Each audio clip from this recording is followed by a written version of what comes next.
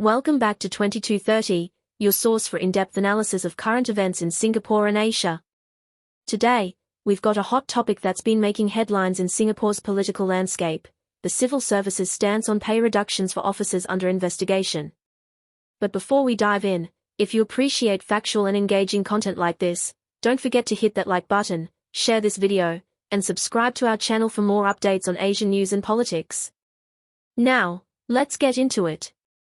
The civil service has made its stance clear when it comes to officers under investigation by the Corrupt Practices Investigation Bureau, or CPIB, and Singapore Police Force, or SPF.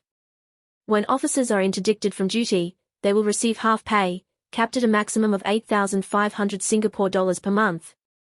This isn't just any news, it's a response to an inquiry by Mr. Dennis Tan Lip Fong, a Workers' Party Member of Parliament for Hougang SMC.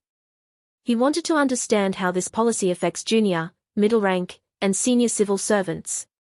And here's what we found out. Mr. Chun Sing, who also serves as the Education Minister, delivered the written explanation on behalf of the Prime Minister.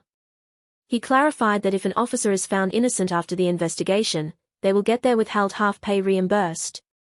However, if they are found guilty and dismissed, that withheld amount won't be coming back.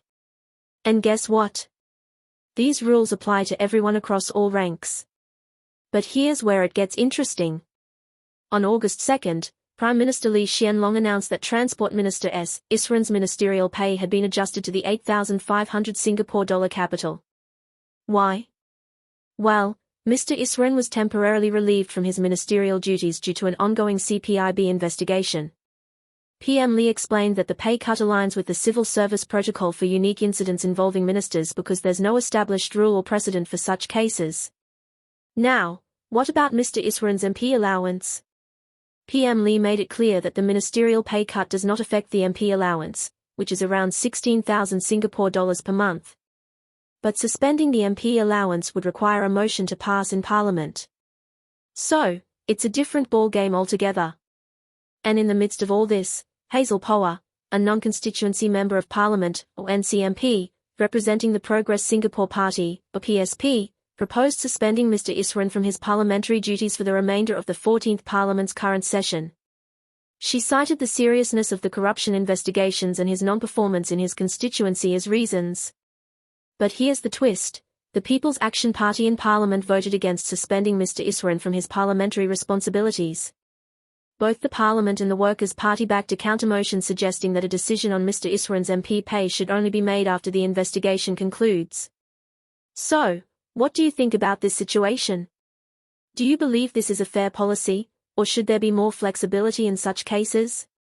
Share your thoughts in the comments below, and let's have a respectful discussion.